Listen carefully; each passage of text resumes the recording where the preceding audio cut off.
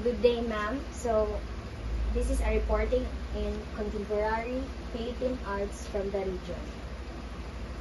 Reporting number 3.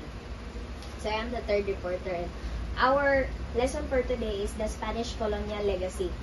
So, before we start that, we know that kanang Islamic art is ang past na to nga topic, and Islamic art is 15th century siya. So, niabot siya na naadto nga niabot ang Islamic art before ang Spanish colonial. So, this Spanish colonial is 19th century siya, kay ang 19th century is from 1801 to 1900s. Unya, ang pag-abot sa Spanish is 1565 to 1898. So, nasud siya sa 19th century. So, the arrival of Spanish colonial or pag-arrive sa mga Spaniards is nag-brought na siya og dynamic changes dili ra sa religion pati na pod sa art nato Pilipino. So, kanang specifically adto sila nag-focus sa Luzon o Visayas kay di ba ang Islam is nauna man inya nag-focus sila sa Mindanao. So, as a respect to the kanang mga Muslims or mga Islam, wala nila gilabtan to Mindanao. Ari na sila naglaganap og Christianity gyud kaayo or nag-focus sila sa Luzon o Visayas. So, the indigenous artistic expression is kanang diminished and altered tungod sa mga day-to-day living o spirituality nga na alter or na convert tungod sa pag-convert nila into Christianity. So, atong itakol is the Spanish colonial legacy. They have said the arrival of Spaniards brought dynamic changes. So, we will tackle about sculpture, paintings, textile weaving, ornamentations, and music. So, let's go first in the sculpture. In sculpture, the carvings of deities, images of indigenous spirituality was replaced by carving of saints or santos, image of Christ. These saints can be the main subject of the most Filipino sculpture during that period. So, sa una, di ba, mag-carve sila og mga deities or mga god or goddesses nila. Like this, the example of this is the Anito. It is, while pag-abot sa mga Spanish is na alter or na change na siya into kuha na lang, mga saints o santos ang ilang mga sculpt or kanang ang mga santos ang ilang subject in every sculpture nila. So, example of this is the Ornas and Virinas. Ornas and Virinas are both small sculpture figures of saints, so mga gagmay nga figure of saints. Ornas are miniature altar pieces of, from the word itself, miniature, so a small size than the exact size, no? Mas gamay siya sa exact size niya with the niches or the small spaces, mga small space mo na siya niches where small santos are kept. So sa ana nga niches sa Ornas o Virinas ana gibutang ang mga santos katong mga gagmay. So we have here the Ornas. Muna siya Ornas, muna siya ang ana ibutang ang mga santos, mga gagmay nga santos kay gamay man puning Ornas. Let's go to Virinas. Muna siya ang Virinas. These Virinas are small santos protected under a cylindrical glass globe. So, mga dome siya. Muna siya ang example sa ato ang kanang libro nga kasabot. Ang meaning, pinag-dome. But this and this are also unpod Virinas but not in a dome shape. In a atong so-called as Coca-Cola body nga shape. Pero Virinas kaya po na siya. So, these small religious figures can usually be seen at homes or small church rooms. Ana na siya makita, dili sa balay, pwede po sa simbahan. Or dili sa simbahan, pwede po sa balay. Whereas, larger figures of saints commissioned by priests are displayed in the main pieces inside the church. So, di ba, kasagaran na ito makita ng mga dagko nga, mga santos is sa simbahan yun. Which is, ang tawag ng mga dagko, di ba, if gamay is Ornas o Virinas. If dako is, it is called retablo. So, kaning, ano siya? Retablo. Familiar siya no kaya ato man na siyang simbahan. So retablo on the other hand is a huge altar piece that are housed in a churches and the santos are placed in the niches. So ang mga santos ani ibutang sa mga space or the niches. In the Catholic faith, images of saints and interpretation of biblical narratives are fundamental for worshiping. So, as a kanang Catholic, diba, mga lisod dyan mo ipangaji og walay ka ng, or mas gananta mga ji og natin makitaan nga mga santos or mga image, bisag image ni Jesus. In the Catholic faith, mo lagi to, need siya in our worshiping. During the second half of the 19th century, the increasing number of elites traveling to the Philippines paved the way for a market souvenirs. So mga elites is kanang mga high na sila og kanang level in a community. Ni travel sila sa ato ang kanang sa Philippines, nga mag-need sila og mga souvenirs. We have here the tipos del país. Tipos del país are figures of ordinary people in a local costume which became popular souvenirs. So mo ni ang popular souvenirs nila sa una, no, 3D in a sculpture man ta. So 3D ni siya. It is formed figures of mga ordinary people sa Philippines nga naay suot nga local costume, which is ang mga barong inasaya mo may local costume that became namong popular souvenirs. So that's all for sculpture. Next we have the painting. So for painting, like the sculptures, paintings of saints and religious scenes were constantly commissioned for churches, conventus or residence for parish priests, monasteries, etc. Images of Holy Family became familiar sight in the church. So, kanang Sagrada Familia mo na siya inimong familiar sight sa mga churches. So, pag-abot sa Spaniards, diba, ilang gilagana pa ng Christianity. So, ang mga artwork po nila is nag-base na po sa Christianity or sa pagka-religyoso. So, mga image of Holy Family. Other subject matters involve the images of Passion of Christ, crucifixion, portrayal of heaven, hell, and purgatory. So, our example for that is the Langit, Lupa, Inferno, or Heaven, Earth, Hell. It is a 3-level painting. So, the first level, makita na nito. The first level, which is the Langit, so na ang Ginoo. Langit, Lupa, mo ni ang ato ang kuan karon, Lupa o Inferno.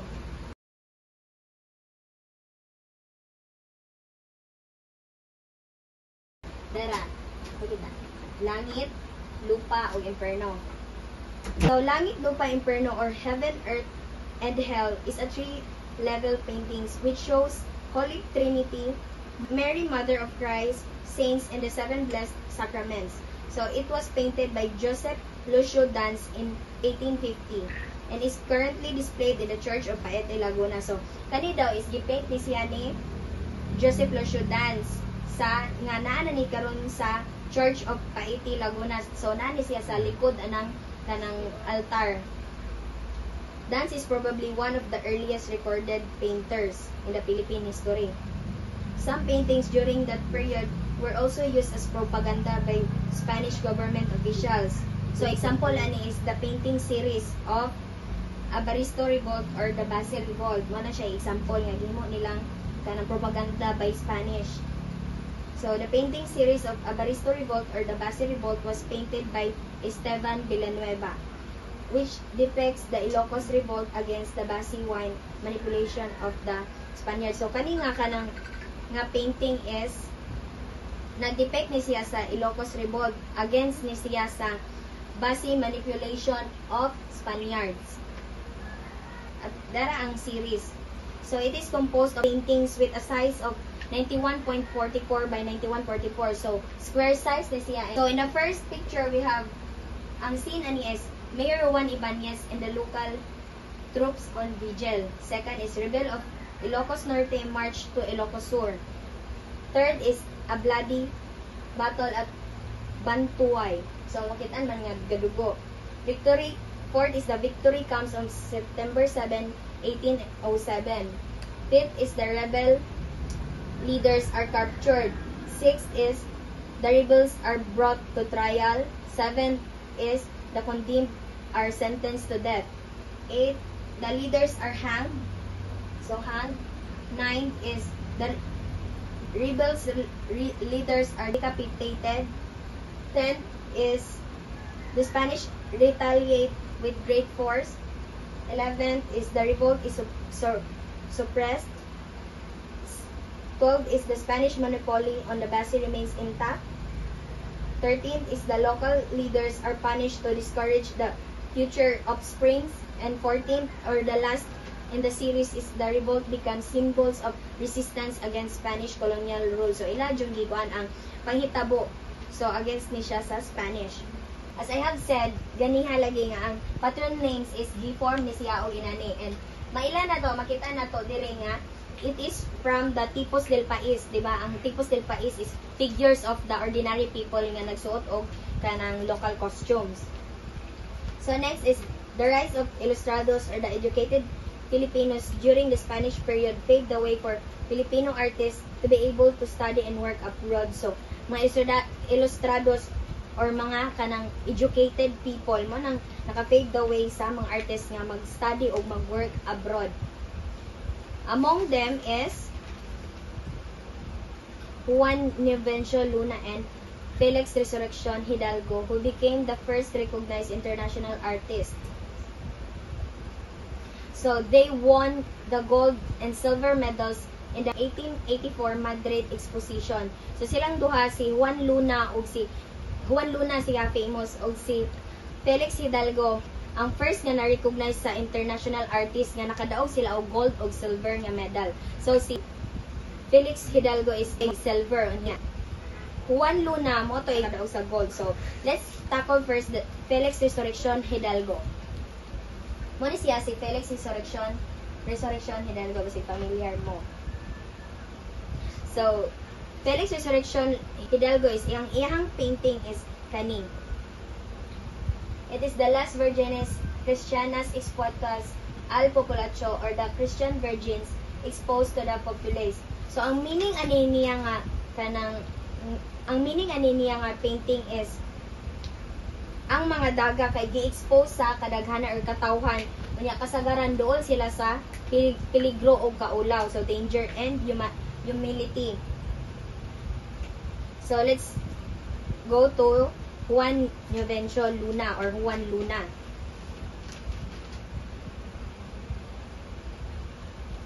Wala siya si Juan Luna. Juan Luna Spolarium. Wala siya ang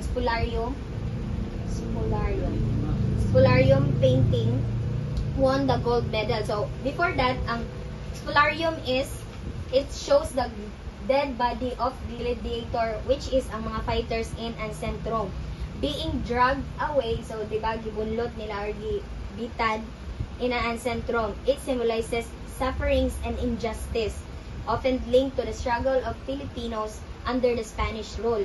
So it symbolizes brutality o inhumanity. So maklaro man nga nadyo'y brutality o inhumanity tungkol sa pagpatay during the Spanish rule. Ang Spolarium is naka-won og medal nga gold. It depicts a dead Roman, mo lagi taong gingon, nga gibitad. So si Juan Luna is wala na awardan og Medal of Excellence. Ang Medal of Excellence is the top award in the competition, simply because he is Filipino. So naay dili pantay nga nahitabo, or nahitabo nga racism. So tungod kay Filipino raman si kanang Juan Luna, mo nang wala siya gitagaan og Medal of Excellence.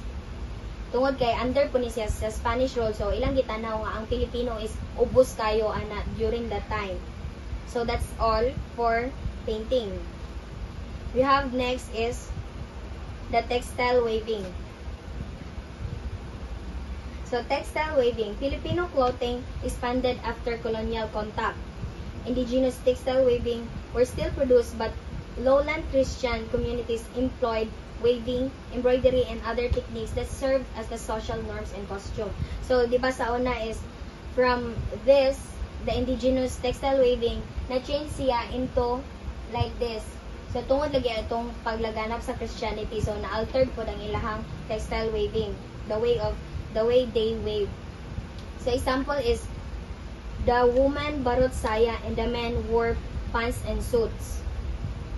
So, from this na ilang gisuot from the indigenous period, na-change into this. So, ang baji is nagsuot og barot saya, unya ang laki is nagsuot og suit and pants. So, dili ra kay suit and pants, napod sila other nga gisuot, which is inani o inani. So kasagaran na magsuot ani is mga dagko or mga dato during that time ya kani is mga sakto-sakto ra. The local fabric that caught the attention of the Spaniards was the nipis. This is the nipis, which was woven from fibers of abaca plant. The religious practices of the Spaniards introduced the Filipino also gave rise to the new weaving practices related to the beliefs of the Catholic Church. So, nanay mga bagong techniques nga na ilang libawan na related sa ilahang kanang religiousness during the Spaniards' time. So, next is the ornamentation. Ornamentation. Jewelries were also used to spread Christianity in the Philippines. So, ornamentation is the decoration or accessories or burluloy. Wearing tattoos was condemned because it's against the Christian practice. So, jewelries during the kanang Christianity is gispread kay ang mga tattoo is kanang ilahan na siyang kuan as against sa Christian practice. So, di ba ang uban na to nga mga lola o mga tangan natay tattoo pang inantag maratag adis-adis. So, examples is the jewelries such as crucifixes were also used as tool to replace amulets and talismans. So from this, na-change siya into like this. So jewelry such as crucifix were also introduced and replaced the amulets or talismans. So na-replace sa crucifix ang amulets or talismans. It is the anting-anting, mo siya amulets and talismans na change siya into like this crucifix. So it is worn by the pre-colonial Filipinos ng mga anting-anting. In the mid-18th century, a lot of Filipinos started wearing crucifixes and scapula along with tambourine necklace. So example sa aning mga sa una is kaning mga nani 8 layer of the tibuli nga gold ornamentations. Yeah, karon nga na kuan ang Spanish is na ni mga scapula o mga gold ornaments nga like crucifix or mga necklace. So let's go to music. So the Spaniards brought Western musical instruments that influenced the evolution of pre-colonial music. So naka-influence sila sa ato ang music. Church music was also introduced during the period that affected the perception of the music and of Filipinos. So, during the Spanish, ilang naapektuhan og sa ang perception sa Filipinos in music. So, example of this is Juan Rodriguez Angel established a singing school at the Manila Cathedral. So, si Juan Rodriguez Angel is nag-establish na siya og singing school sa Manila Cathedral nga nag-taught og church music. The school's curriculum was patterned from Madrid Conservatory of Music. So, gibase ni sa Madrid Conservatory Music. The Spaniards also introduced the musical instruments such as guitar, violin, piano, bandurria, and loud o double bass. So, rondalla, a traditional string ensemble or orchestra consisting of bandurria, loud guitar, and double bass are accompanied by drum. So, gi-accompanyhan ni siya og drum and percussion instrument. So, before that, so mo ni ang mga gi-introduce sa atong Spaniards during their time. So, what I have said is katong mga string instrument is gi-accompanyhan ni sila og mga drum o percussion instrument, which is ang example ani is kani the bumbo, timbales, maracas, and the cajon or the sound box.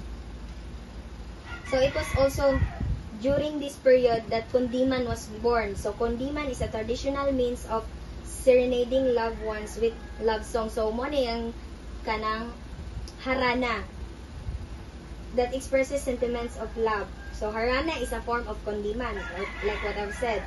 That is an old Filipino courtship tradition. So example of this is this.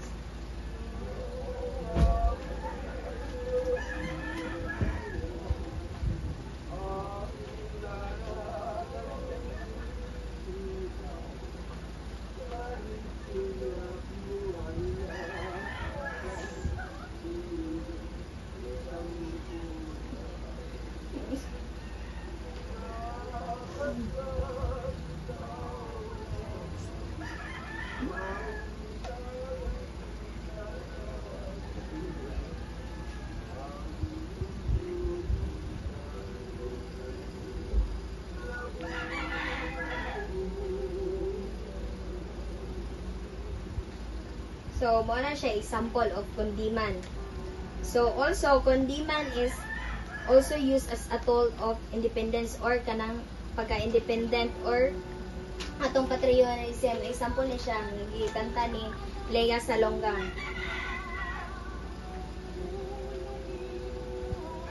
So, it is adopted by Filipino revolutionaries as an instrument for resistance against the Spanish colonizer. So, kundiman is gigamit nila para sa resistance against the Spanish colonizer o sa pagka-independent nila. They would portray a woman in the song or the inang bayan or the motherland and gives the real meaning of the song as a love and courtship song.